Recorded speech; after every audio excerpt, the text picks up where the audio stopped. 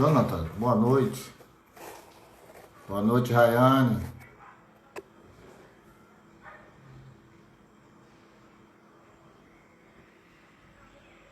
Esperando a doutora Márcia.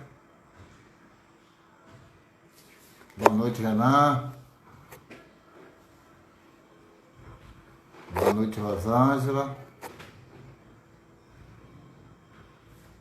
Boa noite, Adriane. Boa noite, dona Lucimar.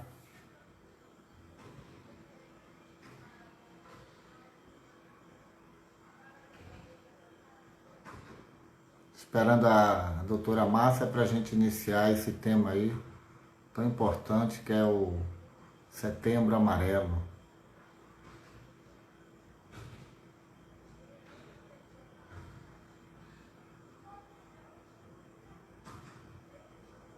Boa noite, Ângela. Que dá, Arthur? Doutora Márcia entrou. Boa noite, Magaiva.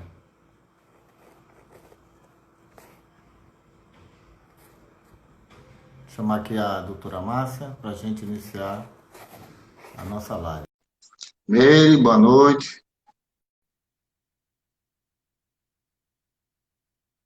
Seu de Segurança de AW, seu presidente, boa noite.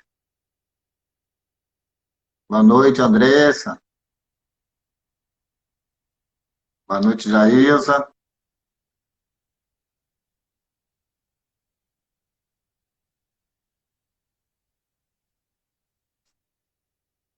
Aguardando aí a doutora Márcia aceitar aí o convite para iniciarmos nossa live.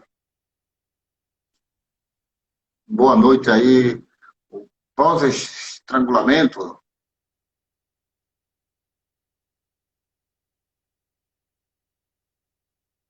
A Raine estava aguardando essa live.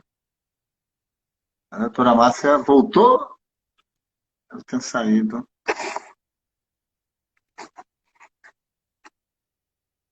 Boa noite, Paloma.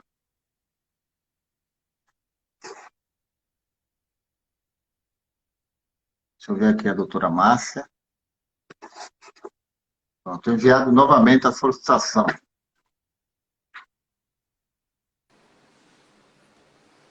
Oh, Aí, consegui. Eu tinha desativado o microfone, desculpa. tá, doutora. Aí já deixo cumprimentos aí a maioria do pessoal que entrou, né? E mais uma vez agradecer aí o convite, que a doutora gosta desse tema e é um tema muito relevante, principalmente esse mês, né? Então aí passo a palavra à doutora Márcia para se apresentar aí, dar uma boa noite pessoal e depois volte a palavra para a gente iniciar esse tema. Ótimo. Então, boa noite, pessoal. Eu sou a Márcia Lucas, sou psicóloga, sou Master Coach, como vocês viram no convite, né? E mesmo sendo quase o último dia de setembro, a gente resolveu, né, Aldo, falar sobre esse tema que é muito relevante, principalmente nessa época que a gente está de isolamento social, onde as pessoas acham que o problema acontece só com elas, né? E nem sempre isso é verdade. Então é um papo muito legal, um assunto muito interessante de ser falado, de ser discutido, para que as pessoas possam se ajudar e ajudar umas às outras. Então, muito obrigada e obrigada ao pessoal que está aí assistindo junto com a gente. Perfeito, doutor. Então, assim, eu fiz um resumo relacionado a esse tema desafiador, e aí eu vou fazer uma pergunta e vou respondê-la. Por que Setembro Amarelo? Por que esse nome, né? Então, pesquisando, quando é que saiu esse nome Setembro Amarelo? Aí começou em 8, né? 8 de setembro de 1994, quando um garoto americano de 17 anos, olha a idade, hein? 17 anos, chamado Mike Herman, que era conhecido pela sua alegria, né? Contagiante. Ele foi encontrado morto dentro do seu Mustang amarelo, junto com um bilhete de despedida. E aí, para homenagear os pais, né, de Michael, eles distribuíram um cartão, né, no velório, quase 500 cartões no velório, com lembrança de Michael, para ser distribuído.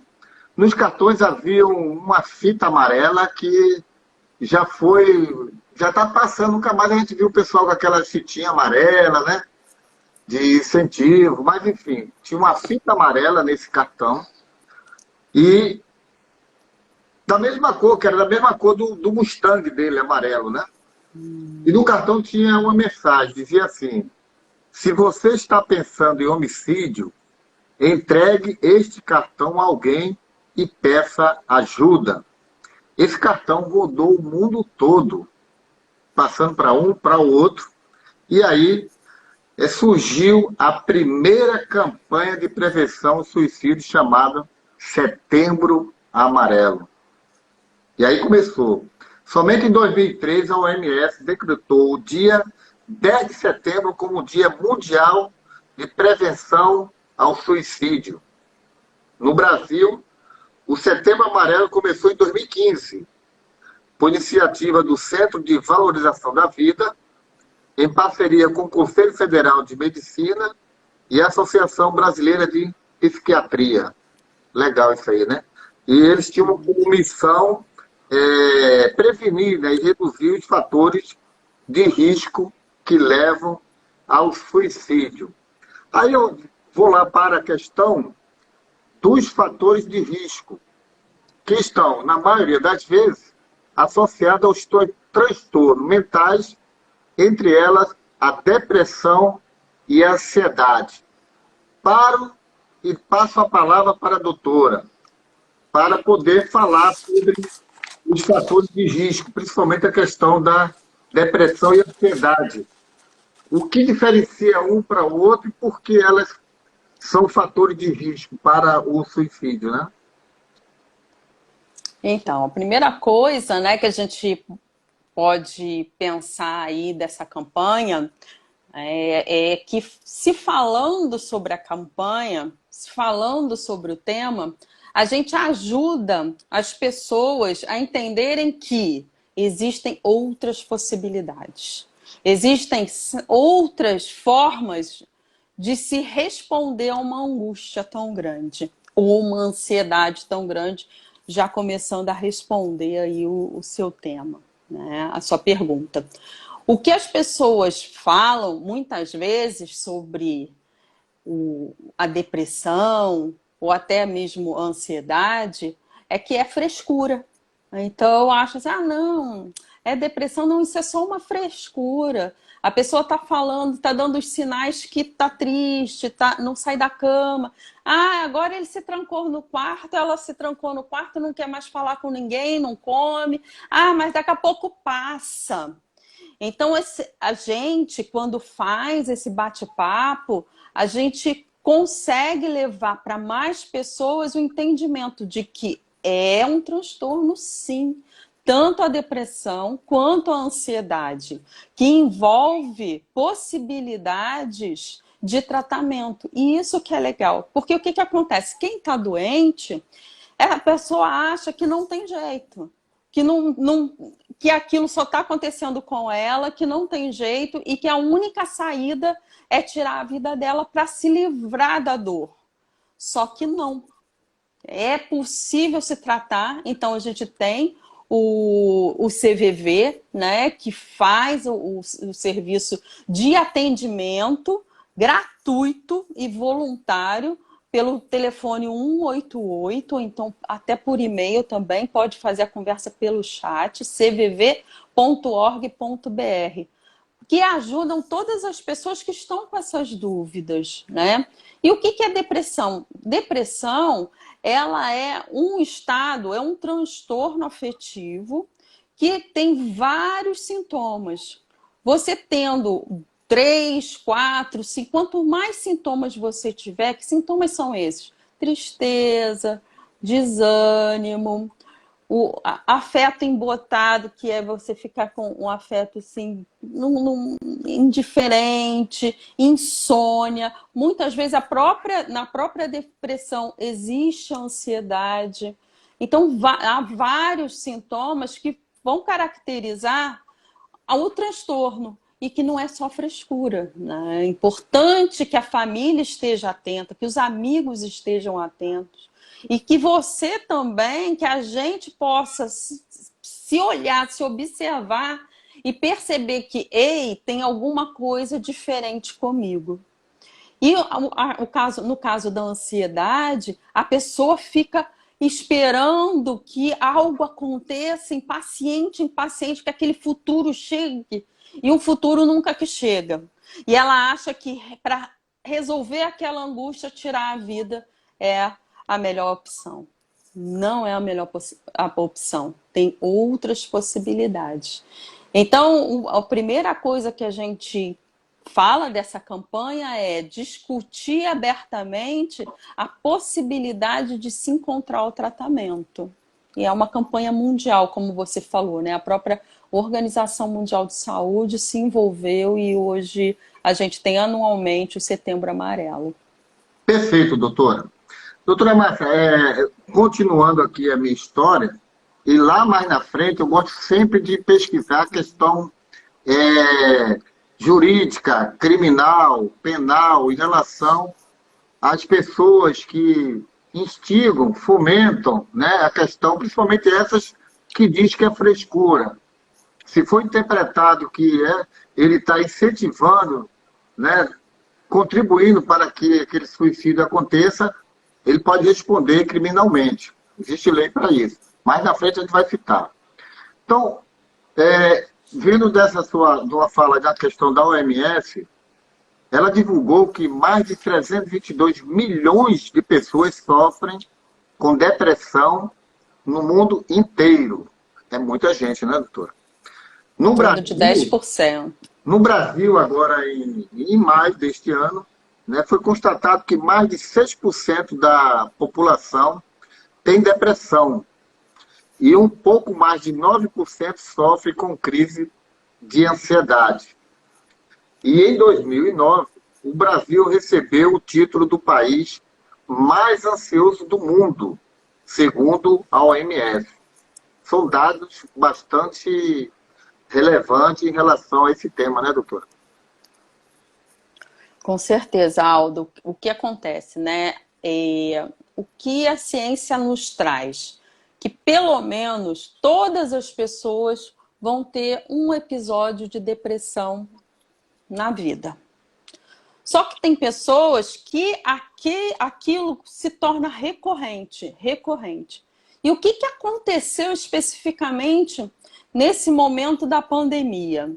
Quem já tinha algum transtorno ou de depressão ou de ansiedade, com isolamento social, com toda essa questão do Covid, o medo de ficar doente, você vê pessoas próximas a você ficando doente e até mesmo falecendo, isso trouxe um agravamento dos quadros, tanto de depressão quanto de ansiedade. Se o Brasil já não era lá, né, muito bem visto, né, nesse sentido, né, ele ser o campeão nas estatísticas para a doença, como depressão e ansiedade, não é uma coisa legal. Se o Brasil já estava lá em cima, possivelmente isso vai permanecer por mais algum tempo.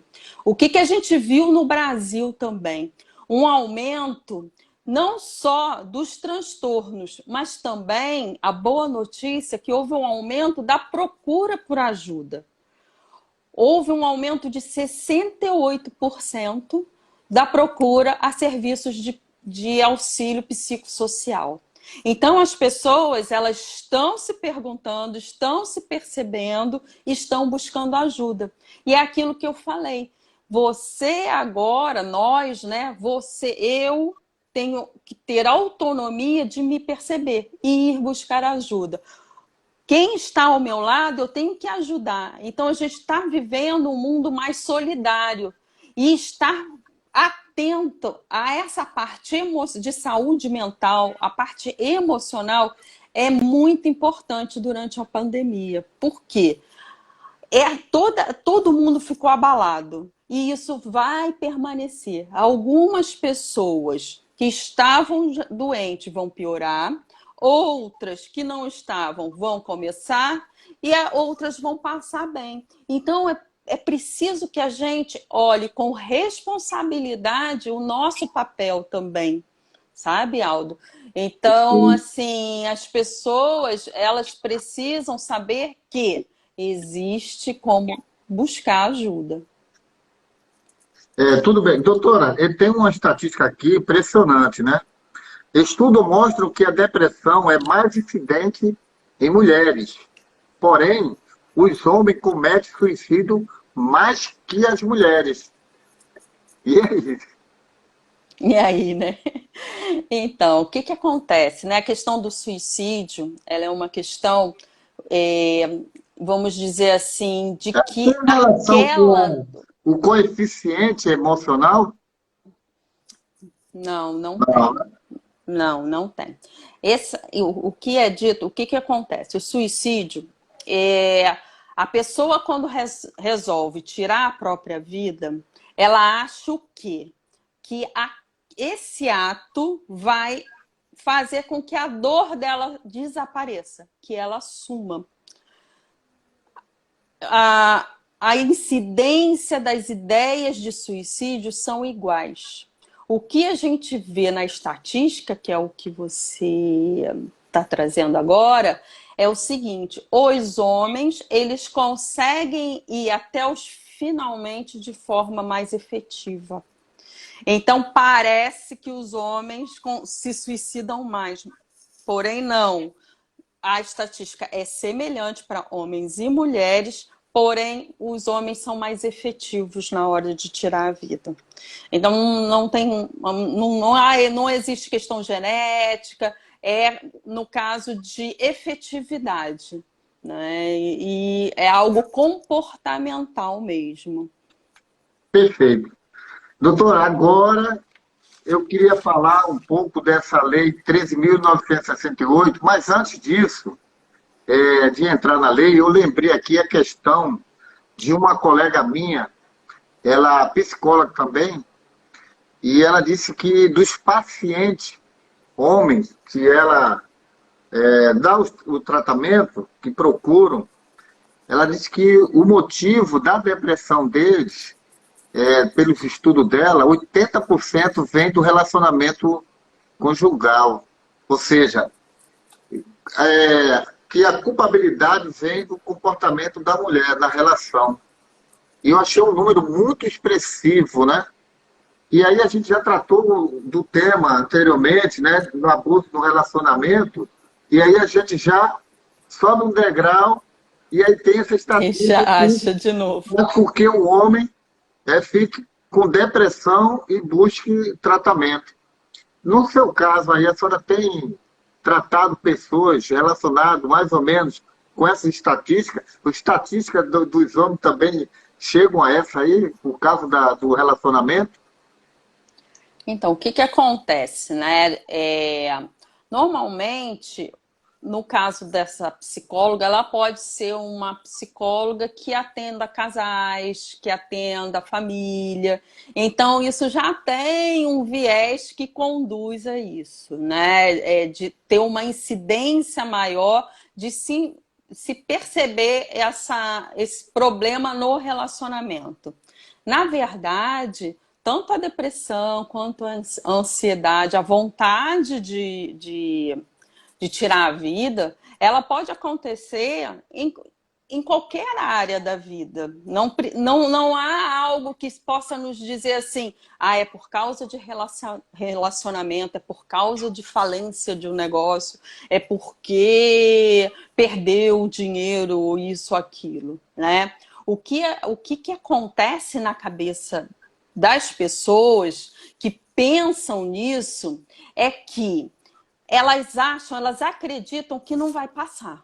que aquela situação não vai passar, que ela vai ser permanente, vai passar o tempo e ela vai continuar sofrendo aquela angústia, aquele desespero, aquela ansiedade e não vai passar. Só que isso não é verdade. Tem momentos de dificuldade e momentos de alegria. E isso é a primeira verdade que a gente tem que levar em consideração. A segunda é de que a pessoa que está pensando em tirar a vida, ela só olha a culpa num foco só. Então, como você deu o exemplo aí, ela acha que é o relacionamento dela que tá horrível e que isso justifica ela tirar a vida. Não, não. Olha para as outras áreas. Em todas as outras áreas também está tudo caindo, despedaçando? Possivelmente não. Então, quem está querendo, quem pensa em tirar a vida, acha que só tem um problema. O problema, no caso aqui, você deu a sugestão, né, da psicóloga. O meu problema é o relacionamento, vou me matar por causa disso. Mas é a gente olhar a abrangência. Será que não tem outras áreas que estão bem? Então, é pensar que não vai ser permanente, é temporário, que outras áreas da vida da gente pode estar bem. E a última coisa, desculpa te cortar, só para concluir o pensamento, a pessoa pensa que aquilo só está acontecendo com ela. Ela acha que só eu que estou passando por isso, só aconteceu comigo, só acontece comigo. E muitas vezes existem pessoas também passando pelo mesmo problema. Então, entender que é temporário, que outras áreas da vida estão bem e que isso acontece com várias pessoas, isso faz com que a pessoa tenha uma dimensão maior e, quem sabe, né, busque ajuda. Perfeito. Doutora, o que eu entendi aí é que às vezes a pessoa não está tendo um bom relacionamento conjugal ou um bom relacionamento no seu trabalho ou um bom relacionamento na sua empresa como um empresário. Ou seja, qualquer um desses elementos pode levar a pessoa a uma ansiedade, né, que pode levar ao suicídio. No caso, quando a pessoa citou a falência, ou seja, a não aceitação lá no trabalho, ou não conseguiu atingir a meta, chegar a uma falência, ou no próprio relacionamento abusivo, ou seja, pode ser uma coisa ou outra. E aí, doutora, quando a pessoa, o que a pessoa ali na hora, né, que está com aquele sentimento, aquele medo que vem de repente, que parece que não vai passar, e aí ele acha que cometendo suicídio é o único jeito de cessar aquilo ali. Naquele momento que ele está sentindo aquela reação horrível, né, de medo, aquela sensação de medo, o que ele deve pensar? Em coisas positivas, ter que parar, pedir ajuda ali, o que ele deve fazer nessa situação? Além de ter uma vontade própria de ir buscar ajuda quando não está nessa situação. Então, nesse momento que ele está prestes a cometer um ato, né, de tirar a própria vida, não dá para pensar em muita coisa, né? Se a gente tivesse que usar uma frase, você não está sozinho. Você não está sozinho. E a pessoa repetir para ela, eu não estou sozinho. E sabendo que existem outras pessoas que podem estar passando por isso. As outras áreas da minha vida estão bem. Isso vai passar. Isso vai passar. Vou buscar ajuda. Então, se a pessoa conseguir lembrar que ela não está sozinha, isso já vai ajudar. Porque os pensamentos positivos, eles já foram embora há algum tempo, né? O que ele vai aprender a olhar novamente para a vida dessa forma, de uma forma positiva, é no tratamento. É durante o tratamento que ele vai conseguir ver as fortalezas dele, que ele vai poder medir o quanto ele está progredindo, o quanto ele está conseguindo se perceber, se controlar, e vai fazer uma conexão mais positiva com a vida. Mas é só no tratamento. Na hora, como você falou, né? Na hora H, é lembrar, você não está sozinho. Eu não estou sozinho, vou buscar ajuda. Perfeito. Rosângela perguntou se essa tem conotação também com a questão genética, de vamos dizer, uma família vem com esses problemas, se isso aí também tem alguma porcentagem de influenciação, né? A questão da genética. É muito interessante isso, né? Hoje a gente fala em psicologia não só da genética, que é as coisas ligadas ao nosso DNA, mas a epigenética. É o que está ligado ao nosso comportamento.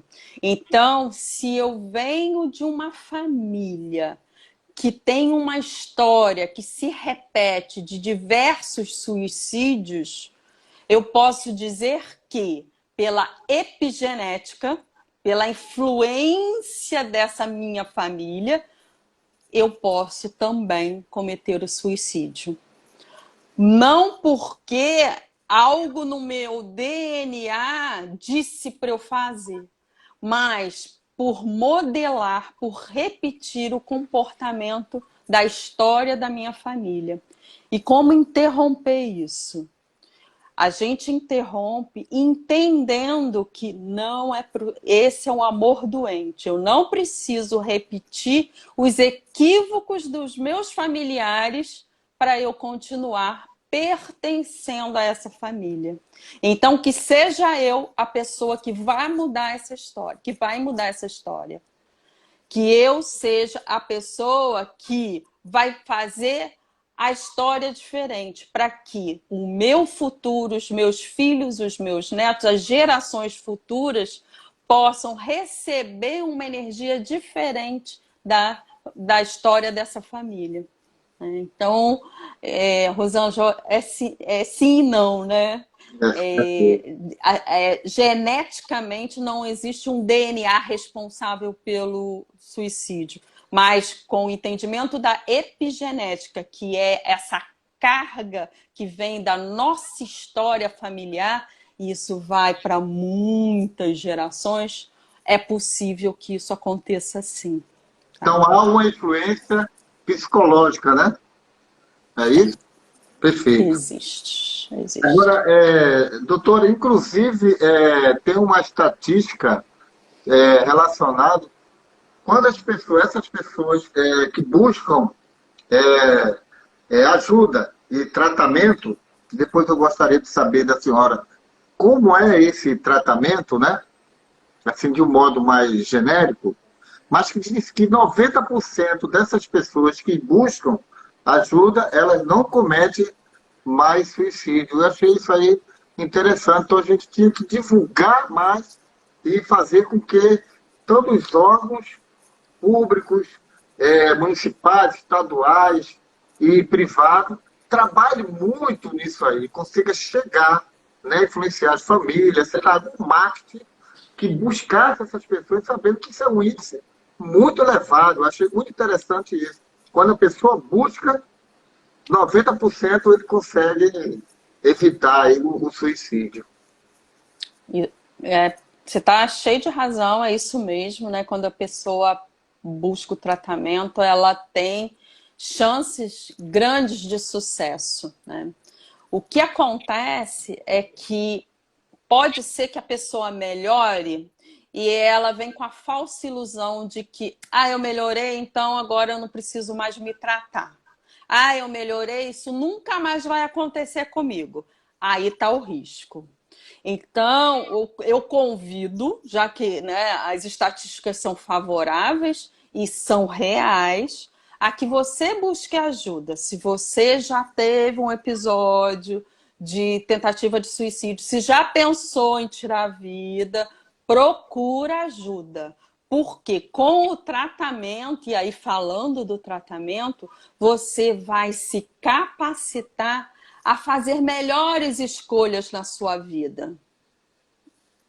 Gente, acabou a luz aqui, voltei. Piscou a luz aqui, mas voltei.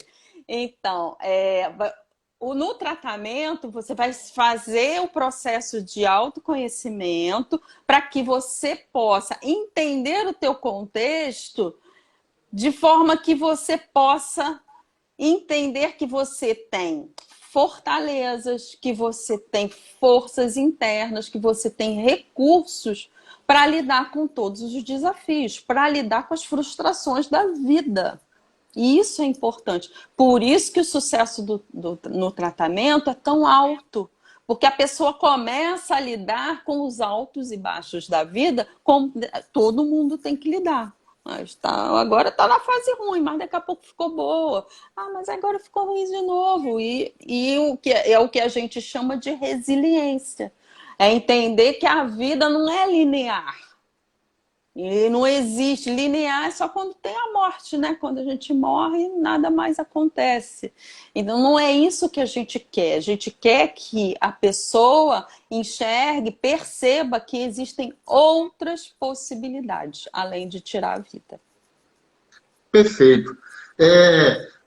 Doutora, eu estava vendo também a questão de muitos jovens, né, que cometeram suicídio, o número foi até alto, ou se mutilaram, através da questão da mídia, né? Então a gente teve a questão do Pateta, a questão da baleia, né? E outros da boneca, né? Que influenciavam os jovens, né? A ir crescendo lá, né? Passando de fase, até chegar a se mutilar e cometer o suicídio.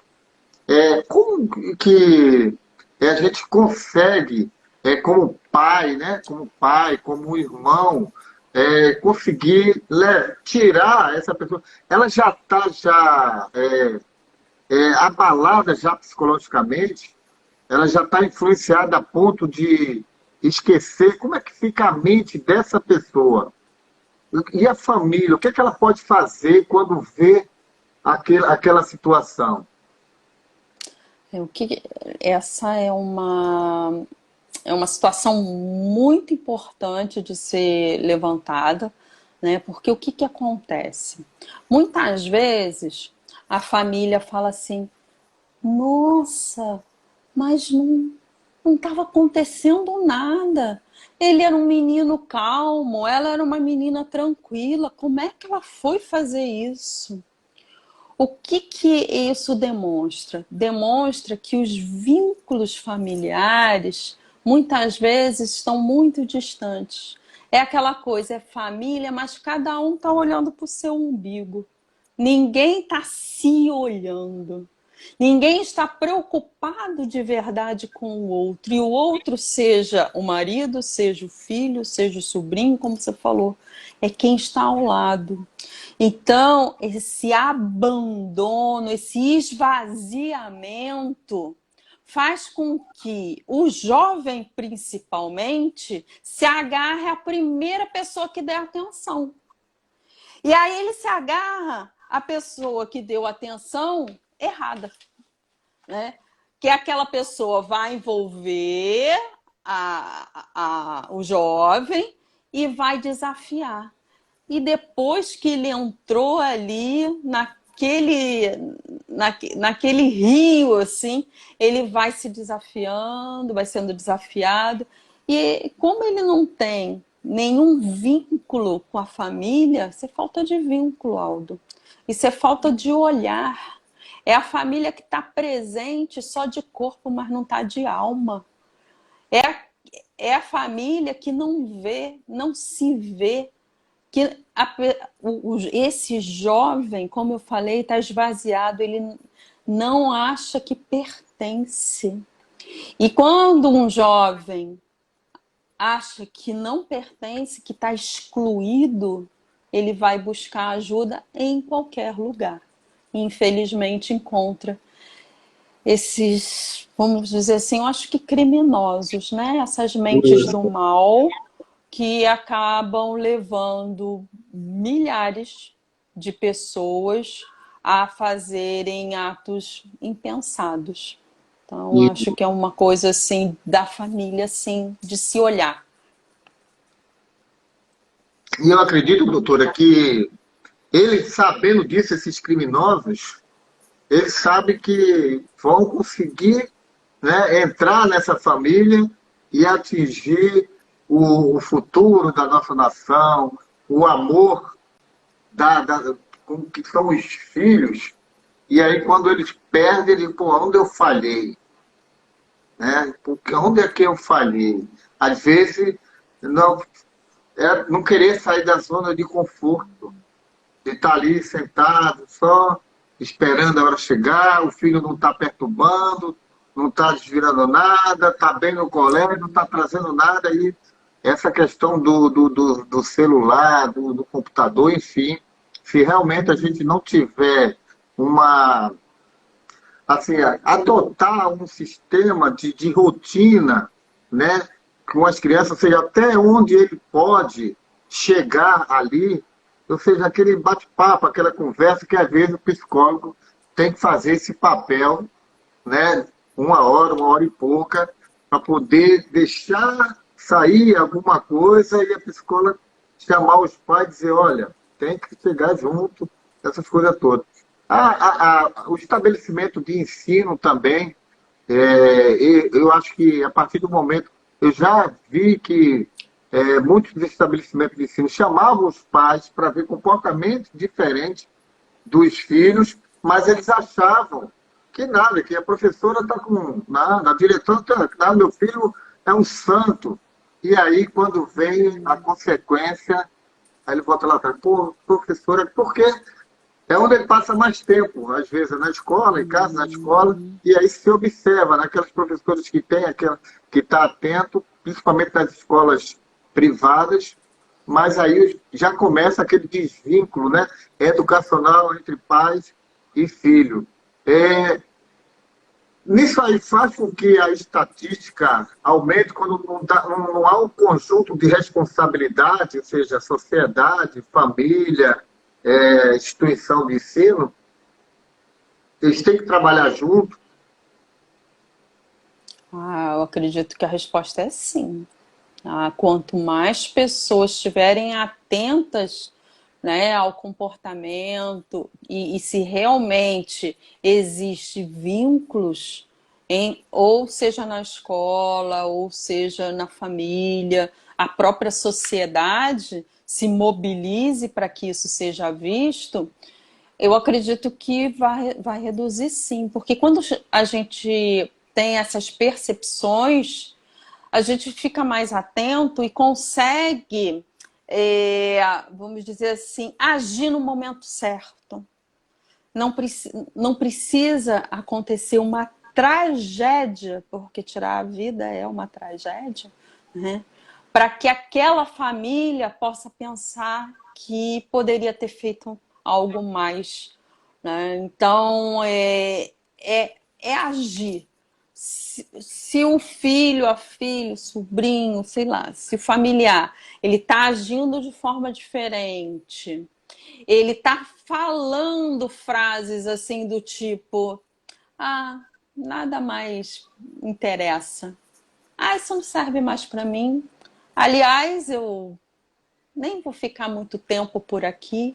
Ele vai dando sinais, só que a família simplesmente ignora, porque não está ali atento, não está com os ouvidos de ouvir, porque não está nem ligando para o que aquela pessoa está falando. Então, tanto a escola, a sociedade, a família tem um papel muito importante.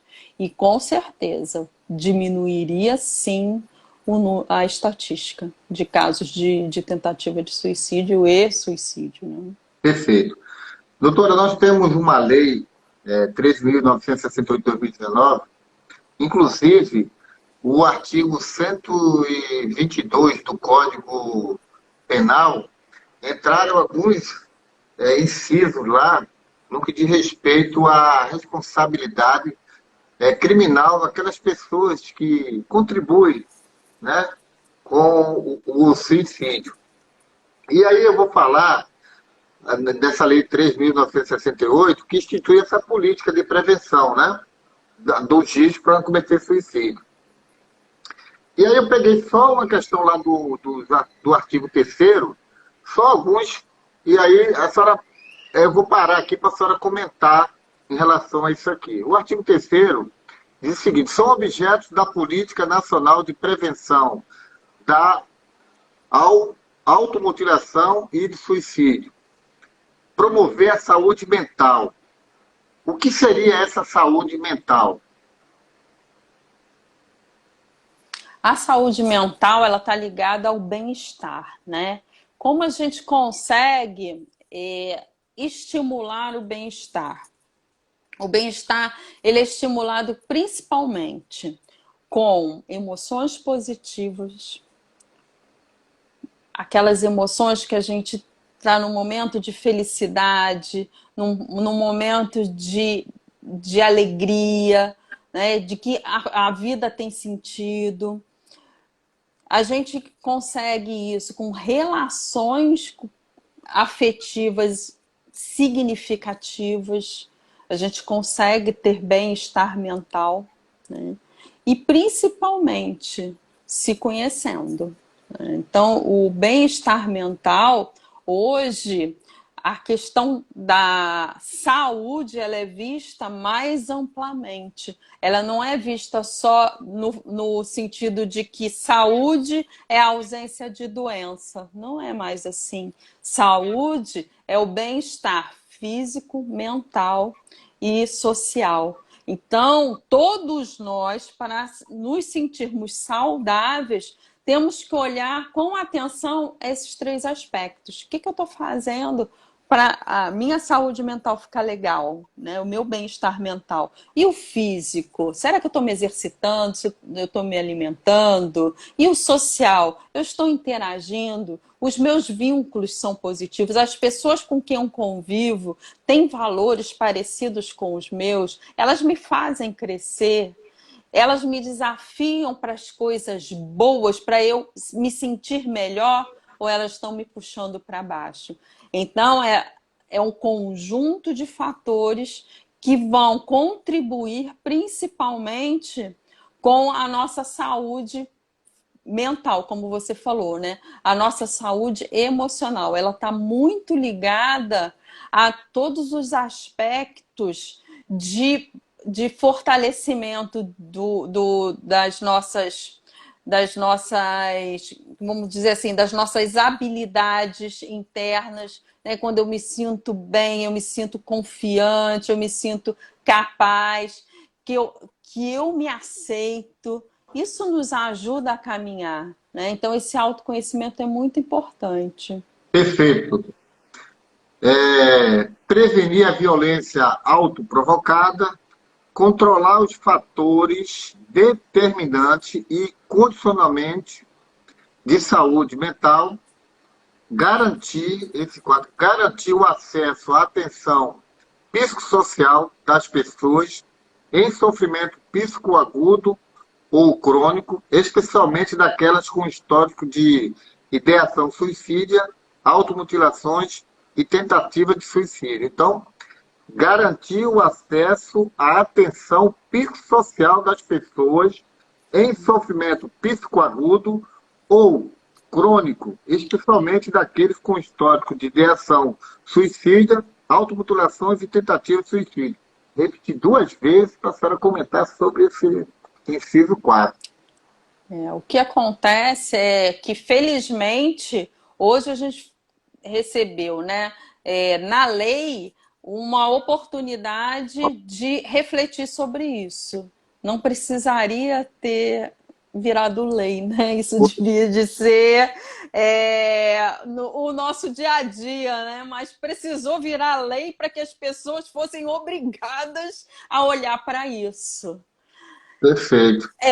Se a nossa sociedade ainda precisa que exista um inciso, que exista uma lei para que se olhe o outro, para que se cuide do outro, é uma sociedade que, no mínimo, também deveria pensar os seus próprios valores, né? Então, o meu comentário é bem Mas crítico, né? então, doutor, eu entendo que assim, essa lei ela veio jogar responsabilidade para a União, para os estados, para os municípios, para as instituições privadas e a sociedade, nesse sentido. Coisas que a senhora já comentou aí, né, da questão da família, né? Psicogenética, não lembro o nome, é psicogenética? É epigenética. Epigenética, essa questão. É. Então aqui ele já diz, olha, observe, a pessoa está só com o início, opa, mas ele tem, verifique se é normal acontecer na família, está convivendo com pessoas que realmente tal, e ele possa trazer esse comportamento para ele, já é hora de levar para um especialista, né? Na hora, para poder não deixar aquilo. Ou seja, então, há uma responsabilidade por parte de todos esses órgãos. Passarei para o outro que diz o seguinte: abordar adequadamente os familiares e as pessoas próximas das vítimas de suicídio e garantir-lhes assistência psicossocial. Estou trazendo, então, uma responsabilidade de a gente chegar até aquela família, né, em relação àquela pessoa que está depressiva a cometer um suicídio. Também, essa lei ela deixa claro, e acho que isso ajuda muito também, principalmente na questão dos vizinhos, né? Do ambiente que ele vive, porque às vezes tem uns pais que não tá só prestando atenção nos seus filhos ali, mas tem pais que ele está vendo comportamento também, que ele se preocupa com quem os seus filhos está andando, está brincando, está passeando. E aí, quando esse pai nota também um comportamento diferente, ele pode sim, por força de lei, né, chegar à família e dizer, olha, procure ajuda para o seu filho. Né? Ele está do jeito diferente, né, das outras pessoas. Então, nós também, como cidadãos, né, temos essa responsabilidade. Informar e sensibilizar a sociedade sobre a importância e relevância das lesões autoprovocadas, como problemas de saúde pública passíveis de prevenção. Então, isso considerou um problema de saúde pública, importantíssimo também, para dizer que, logo no início, né, da nossa live aí, não é frescura, a coisa é séria e custe ajuda. Passa a palavra para a doutora. Então, nesse sentido aí que você colocou, né, é bacana isso ter virado lei, no sentido de que os órgãos públicos possam criar mecanismos, né, como a gente tem hoje, os CAPs, né, Centros de Atenção Psicossocial, CAPs AD, que é para álcool e drogas. Então, também que se fossem criados esses CAPs para esse público da mutilação, da tentativa de suicídio, porque não é só a pessoa que está sofrendo ali, né, que tentou um suicídio, que quis tirar a vida, que precisa de tratamento. A própria lei já coloca a necessidade de dar apoio à família. Porque, como eu falei, né, a gente tem que entender a história dessa família, tem que entender a dinâmica dessa família. Será que como está sendo tratado esse filho, essa filha, essa pessoa? Né? Não precisa ser filho ou filha, essa pessoa que convive ali. Então, tudo isso tem que ser visto, porque é multifatorial, não tem um fator. Ah, é por causa da depressão, é por causa da ansiedade. Sim, um dos riscos é que a pessoa com depressão, a pessoa com ansiedade, ela possa pensar em se suicidar. Mas isso vem de toda uma estrutura que, se alguém tiver atento, ele consegue pedir ajuda a tempo, sabe? E eu acho que quando se coloca na lei isso, é como se fosse dizer assim, ei, agora vamos pensar nessa questão de uma maneira mais focada. Vamos olhar para isso com carinho. E eu acho ótimo que o governo, né, a lei, a sociedade esteja caminhando para levar a sério essa questão da depressão, da ansiedade e do risco de suicídio. E é engraçado, doutora, quando eu, no meu trabalho, Forças Armadas, né? E aí chegou as pessoas, as mulheres, né, dos setores, assim, trazendo um bombonzinho e com a fitinha amarela. Isso faz tempo, não sabe? Você vê que foi 2015, né? É E aí ela recente. vem trazendo isso aqui, e, pô, bombom, tudo bem, mas o que é isso aqui, essa fitinha amarela aqui? Pô, será que ela tá me confundindo aí? E aí depois eu perceber que, ou seja, todos nós temos que tomar conhecimento que é esse setembro amarelo, não só em setembro, né, doutora? Mas em todos os meses do ano, que é interessante. E aí o que acontece? A gente vai chegar em outubro azul, que aí, sei lá, acho que aí vem novembro. Outubro rosa, novembro azul. Outubro rosa, novembro Cada azul. um é de uma cor. E aí a gente vem, mas assim, isso é legal para poder divulgar, a gente reduz, né, essa estatística de suicídio, e que, salvo o melhor juízo, doutora, a gente tem aí uns 6, 7 minutos, eu fiz uma live com pessoas aí também a respeito da Lei Maria da Penha, que seria a questão dos maus tratos, né, no relacionamento. E também a gente vem para a questão do abuso, e também falamos recentemente a questão do bullying, que essa questão também eu verifico, pô, então todas essas situações, seja ela Maria da Penha, abuso no relacionamento, o bullying, elas podem levar à depressão e a pessoa cometer suicídio. Eu estou falando certo? É verdade isso, doutor?